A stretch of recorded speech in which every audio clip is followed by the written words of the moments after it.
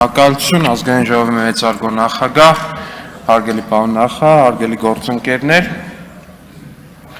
ես ուզում եմ նախ շնորհակալություն հայտնել պաշտպանության նախարարությանը այն կատարված ահռելի աշխատանքի համար, որը վերջապես մեր քաղաքացիները կարողանում են տեսնել։ Մասնավորապես վերջին մի քանի օրը մեր քաղաքացիների շրջանում լուրջ քննարկման առիթ են դարձել Պաշտպանության նախարարության եւ նախարարի հրապարակած երկու տեսանյութեր, այսինքն արդեն երևի 3 տեսանյութեր,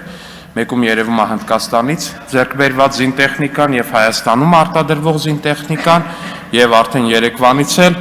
լրջագույն քննարկման առարկա է այն պաշտպանական ամրաշինական կառույցները, որոնք որ կան Հայաստանի սահմանային երկայնքով։